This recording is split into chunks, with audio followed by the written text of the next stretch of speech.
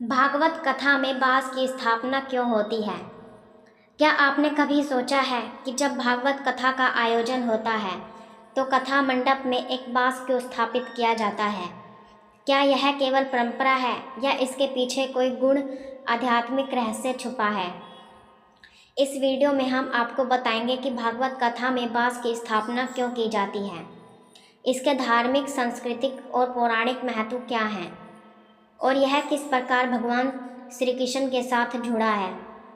जानिए वह रहस्य जो सदियों से छिपा है इस एक साधारण से दिखने वाले बाँस के पीछे। कभी आपने ध्यान दिया है कि जब कोई भी भागवत कथा होती है तो कथा स्थल पर एक बाँस को विशेष रूप से स्थापित किया जाता है? क्या यह केवल एक रीति है या इसके पीछे कोई गुण रहस्य है? क्या बाँस केवल एक पौधा है या सनातन परंपरा का एक दिव्य प्रतीक? आज हम आपको एक ऐसे रहस्य से परिचित कराने जा रहे हैं जो शायद आपने पहले कभी नहीं सुना होगा। इस वीडियो में हम बात करेंगे भागवत कथा में बाँस की स्थापना क्यों की जाती है। यह विषय सुनने में साधारण लग सकता है, लेकिन इसके पीछे की कहानी अद्भुत, गुण और अत्यंत आध्यात्मिक है। आइए इस रहस्य की परतें खोलते हैं। बाँस, जिसे संस्कृत में वेणु कहा जाता है, भारतीय संस्कृति और धर्म में एक विशेष स्थान रखता है। बाँस को केवल एक पौधा नहीं बल्कि दिव्यता का प्रतीक माना गया है।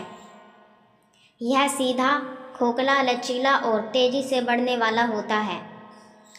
यह सभी गुण आध्यात्मिक साधना के प्रतीक हैं। बाँस खोखला होता है, यह विनम्रता और अहंकार रहित जीवन का प्रतीक है। सीधा और सधा हुआ होता है, जो दर्शाता है कि साधक को अपने लक्ष्य के प्रति सीधा रहना चाहिए। हर परिस्थिति में ढलने वाला, जैसे साधक को जीवन की कठिनाइयों में भी संतुलन बनाए रखना चाहिए। अब प्रश्न उठता है, भगवत कथा में इसकी क्या भूमिका है? श्रीमद् भागवत गीता कथा श्री कृष्ण की महिमा का गान है, और जब बात कृष्ण की होती है तो एक छवि सबसे पहले सामने आती है, कृष्ण और उनकी बांसुरी। भगवान श्री कृष्ण का बांसुरी बजाना केवल एक राग नहीं था, वह ब्रह्मांड की आत्मा से संवाद करने का एक माध्यम था। बांसुरी का स्वर ग्वाल बालों को आकर्षित करता था, गोपियों को श्री कृष्ण की ओर खींच लाता था, गायों को मंत्रमुग्ध कर देता था, संपूर्ण ब्रजमंडल को आनंदमय कर देता था। तो बाँस की स्थापना भागवत कथा में इसलिए की जाती है कि यह श्री कृष्ण की बांसुरी का प्रतीक है। कथा स्थल पर बाँस की उपस्थिति यह दर्शाती है कि वहाँ कृष्ण की दिव्य उपस्थिति है और वे अपने माधुर्य से समस्त वातावरण को भाव विभोर कर रहे हैं। जब भागवत कथा का आयोजन होता है तो एक विशेष मंडप सजाया जाता है। उस मंडप में केंद्र में बाँस की स्थापना की जाती है। परंपरा के अनुसार बाँस को ध्वज दंड के समान प्रतिष्ठित किया जाता है। उस पर एक झंडा या रक्षा सूत्र बांधा जाता है। यह बाँस भगवान नारायण का आह्वान करता है कि वे इस मंडप में विराजमान हो और कथा का श्रवण करें। यह एक सांकेतिक आमंत्रण होता है। देवताओं, ऋषियों और पितरों को बुलाने का माध्यम। बाँस की स्थापना कथा मंडप को तीर्थ के समान पवित्र बना देती है। बाँस का उल्लेख कई पौराणिक ग्रंथों में हुआ है। रामायण में वाल्मीकि में ऋषि ने अपने आश्रम के पास बाँस की छड़ी से एक पंछी को बचाया था। महाभारत में भीष्म पितामह के बाणों को, शिया को बाँस का प्रतीक कहा गया है, जो जीवन की अस्थायीता और स्थिरता दोनों को दर्शाता है। पुराणों में बाँस को देवदंड कहा गया है, जो देवताओं का प्रतीक है। श्रीमद् भागवत में बांसुरी से निकली ध्वनि को परब्रह्मा की वाणी कहा गया है, जो आत्मा को उसके मूल स्रोत की ओर ले जाती है।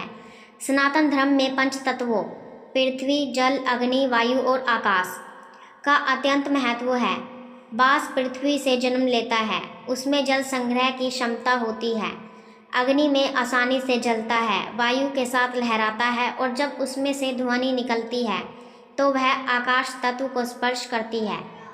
इस प्रकार बाँस पंच तत्वों का संतुलन है। और भागवत कथा इन्हीं तत्वों से जीवन के रहस्य को समझाती है।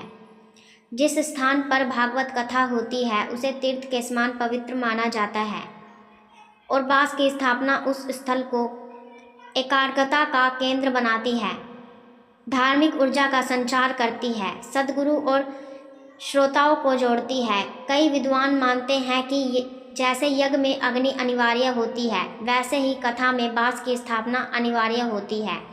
वह स्थल तब केवल एक कथा स्थल नहीं रह जाता, वह धर्म यज्ञ भूमि बन जाता है। बास हमें एक गहरा संदेश देता है, जैसे बास खोखला होता है वैसे ही मन को अहंकार से खाली रखो। लचीले बनो, परिस्थितियों के अनुसार अपने व्यवहार को विनम्र बनाओ, तेजी से बढ़ो लेकिन दूसरों को सहारा देते हुए। अपने भीतर श्री कृष्ण की ध्वनि को अनुभव करो, तभी जीवन में माधुर्य आएगा। भागवत कथा केवल श्रवण नहीं, यह एक आंतरिक यात्रा है। बास उसकी यात्रा की छड़ी है जो साधक को सहारा देती है और ईश्वर तक पहुंचाती है। तो दोस्तों, अगली बार जब आप भागवत कथा में जाएं और मंडप में खड़े बास को देखें तो बस यूं ना गुजर जाएं, रुकें, उसे निहारें और अनुभव करें उस दिव्यता को जो उसमें छुपी है।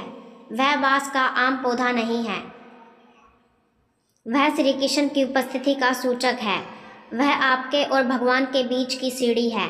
भागवत कथा में बास की स्थापना एक परंपरा नहीं, एक प्रेरणा है, एक प्रतीक है उस आत्मज्ञान की ओर जो केवल श्रीमद् भागवत की कथा से प्राप्त हो सकता है।